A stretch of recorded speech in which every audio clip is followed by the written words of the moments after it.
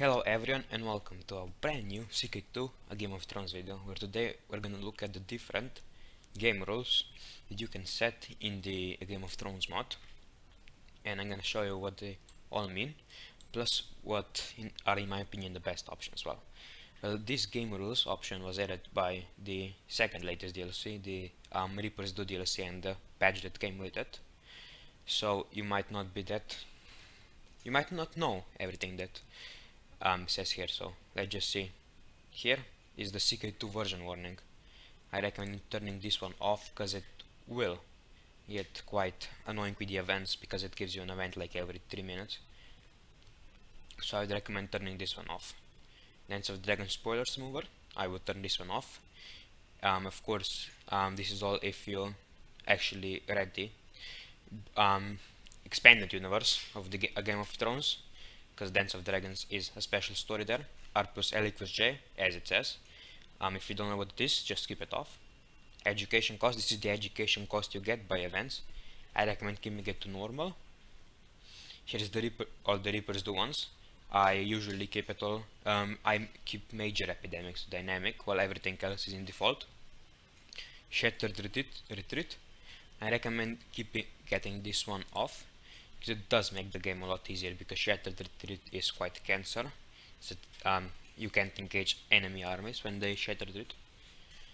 The dynamic Jure Drift, I usually set it to restricted because I find it the best that way. The Jure Assimilation duration, I usually keep it to default. Also the requirement is default.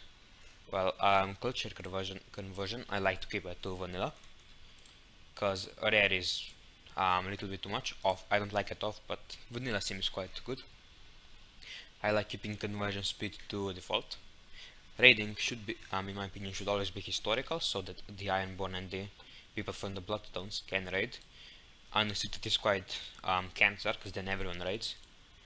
And I'd like it off because I think historical adds a little bit of depth to the game. Adventures, I usually keep them to none, they are quite cancer. I keep interfaith marriages to restricted, because it is, you might put it to open, but I like to keep it lore friendly, and the lore, if you're not the same faith, except the old gods and the seven gods, like the Ironborn almost never marry an old gods or the new gods follower, so I like to keep it restricted. I matrilineal marriages should always be on, in my opinion. So if you get a female character, you don't automatically lose. I like keeping vassal republics and theocracies unrestricted. Invitation to court, it depends. I like keeping a default, because if you have it open, you can get a bunch of crazy OP characters in your court, so you can win quite easily if you just invite a couple of 30 martial commanders. So I like to keep it default just to make it a little bit more interesting, but you can put it to open if you desire. I like keeping diplomatic range off, simply because it is lore friendly. You ain't gonna contact from someone from the Empire of VT, for example, from the north, so I like keeping it on. I like keeping provincial revolts rare, because they do happen quite a bit, so keeping it to rare means that it's actually manageable. I like getting defensive attrition off, because it just makes your game a lot easier, because keeping it on just gives you a bunch of attrition that you don't like. I like keeping agencies on, because it's a part of the game. It makes being a kid actually, it makes you actually not wanna play as a kid, because you get the regent and that stuff, so I recommend keeping it on. I like actually putting direct actions also as an assassination. This makes the game much more interesting, because you don't have to plot to do everything. Way of life dueling, I like keeping it to unrestricted, so you can duel anyone, but it does disable achievements, so I would, if you want to play with achievements, you're gonna have to put it to normal. Release prisoners after punishment, I usually put this on off, so that prisoners don't get released after you do some torture to them. Demand size, well, in the Game of Thrones mod, demand size is limited. It's like a third or half the size of vanilla, so I like keeping it to default, because it makes it more interesting, because you have to actually give titles, but some people might wanna put it to unlimited if you want to make the game easier, or even quartered and half if you want to make it as hard as possible. Best limit, I like keeping it to default just because I think it's the best numbers. So you don't just get, so you have to actually put some higher ups, some high lords and some lord paramounts in your kingdom. But I don't like getting it to unlimited because it means that you don't have to put any lord paramounts to get any power and the game just goes boring. I don't like also keeping it to quarter and half because you run out of it quite quickly.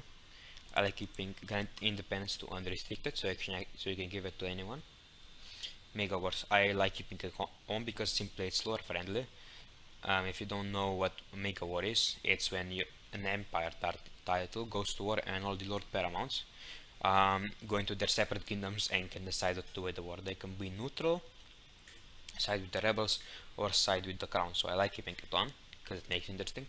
White walkers, you should always keep this one on, so it actually makes it more interesting. So you can put it on that it will invade whenever, or you can put it to cannon so it invade when the white walker is invaded in the books, you know.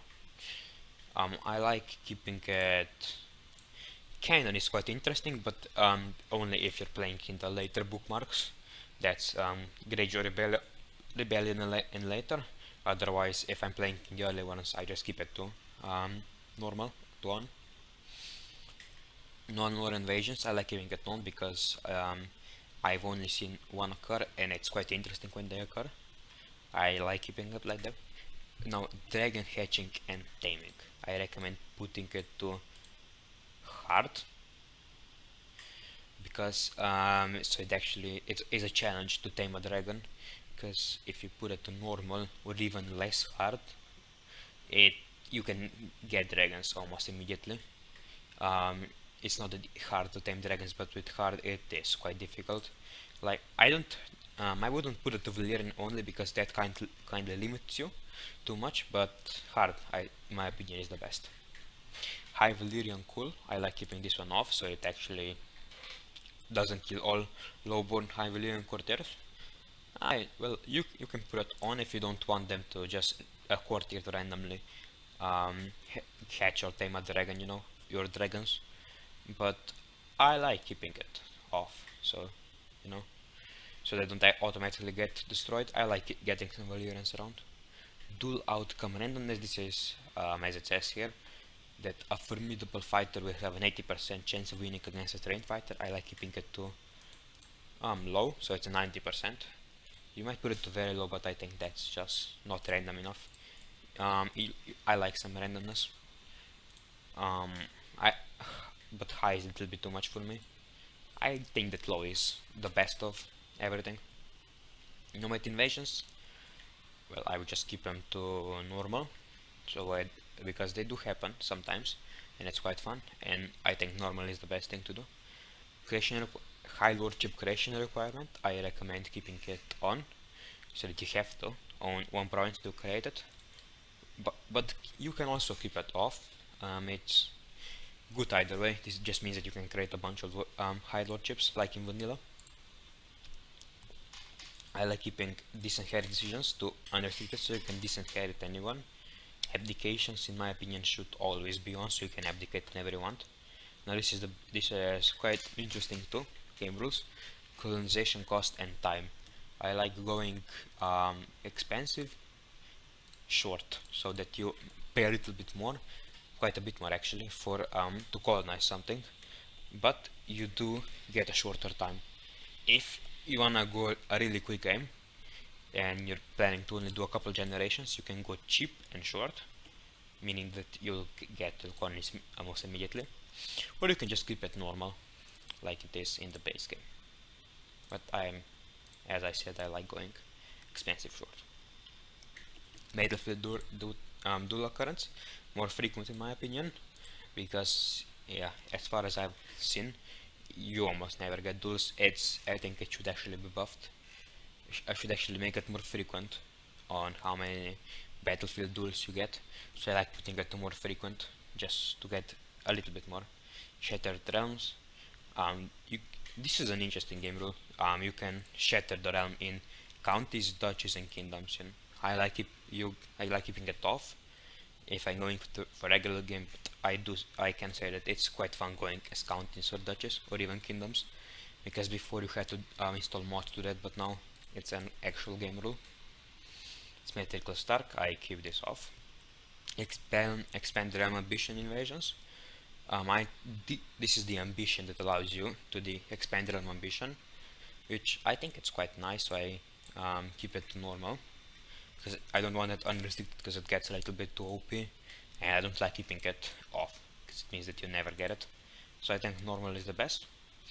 Enchanted female marriage AI, I usually keep this off because sometimes if you play with this on, some females will allow you to betroth to them, but as soon as the time comes for marriage, they get a matrilineal marriage. So I don't really like that, so I keep it off, so you can actually marry someone and inherit their female titles through a female. Traditional dynastic claims, I always keep this on because it means that the Lannisters, the Starks and that always have a claim to their titles, to their lore titles. So I like keeping this one off. And mystical stability, I like keeping this one off, so sometimes the great houses don't just become Butterwell and that kind of stuff, so that actually the big houses stay around. So this was my guide on game rules with the newest patch. Hope you all enjoyed it, and please, if you enjoyed it, leave a like or subscribe. See you.